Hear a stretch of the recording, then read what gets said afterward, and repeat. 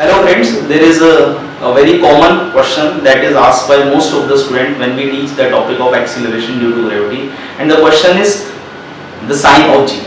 When we have to take the value of g as plus 9.8 and when we have to take the value of g as minus 9.8 meter per second square. So see, it all depends on the choice of direction, which direction you are choosing as positive and which direction you are choosing as negative.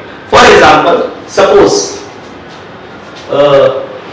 there is a person on the ground and the person is throwing a ball. This is the ball in the upward direction, let's say with some velocity of 10 meter per second square. So the ball will reaches some maximum height and then it turns back. So this is the maximum height, this is the maximum height reached by the ball. Now suppose we are solving this problem. Now what value of g we have to take? What value should I take? Whether I should take g as is equal to plus 9.8 or minus 9.8. So see, it all depends on the choice of your direction. Okay, the gravity is not plus or minus. It's 9.8 in the vertically downward direction. Plus or minus sign, it is decided by our choice of direction. For example, in this problem, let's say if I am assuming that my downward direction, this is the downward direction. If I assume that this downward direction is the positive direction of motion, then I will take initial velocity equal to, I will take this value of initial velocity equal to minus 10 meter per second square. Why? Because the downward direction is the positive direction and my initial velocity is not in the downward direction but in the upward direction, which is opposite to the positive direction which I have chosen. But in this case, for the value of g, I have to take plus 10 meter per second square. Why plus? Because I have chosen the downward direction as the positive direction of motion. G, the value of acceleration is plus 10 meter per second square, but the direction is downward. So it is plus 10. Why plus? Because I have chosen that positive direction as the downward direction. But if somebody doesn't like my choice of direction, let's say somebody say, oh, I don't like your choice, I want to take the upward direction as the positive direction of motion, that is also fine. So if somebody chooses the upward direction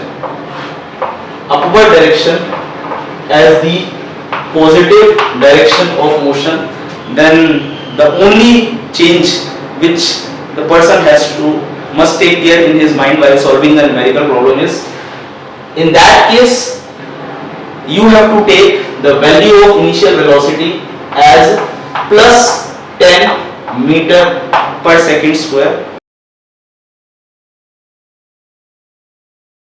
Why plus 10? Because I have chosen the upward direction as positive direction of motion and my initial velocity is in the upward direction. Okay, but for this case I have to choose the value of g equal to minus 10 meter per second square. Why? Because upward direction is positive and we know the acceleration which arises due to the gravitational force, it is in the vertically downward direction.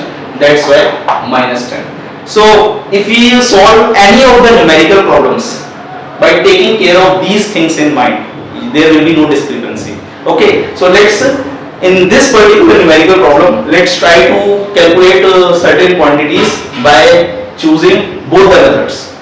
Okay, so this is let's say if we choose downward direction as the positive direction of motion, let's try to find out how much time it will take to reach the highest point. Okay, so we all know that v is equal to u plus at. Fine. So initial velocity, final velocity, when the object reaches its highest point of flight, the final velocity will be 0. Initial velocity u is minus 10 and g is 10 into t. So 10 is equal to 10t, it means t is equal to 1 second. So in 1 second the ball will reach at the highest point of its flight. This is the answer, t is equal to 1 second, if I have chosen the upward direction as positive, upward direction as the downward direction as the positive direction, because g is plus 10, and upward direction as the negative direction. So I am getting the answer of time taken to be 1 second. Suppose instead of taking upward direction, instead of taking the downward direction as positive, if we choose the downward direction as negative and upward direction as positive, will I get the same answer? So once again let's apply the equation. So v is equal to u plus gt. V is equal to how much? Final velocity again will be 0. U will be 10 plus g. G will be minus 10 into t. So t is equal to 10 by 10. Once again 1 second. So you can see there is no discrepancy in the answer in any of the numerical problem. There is no problem with the sign of the calculated values. In both the cases we are getting the same time with the same algebraic sign, which is plus 1 seconds.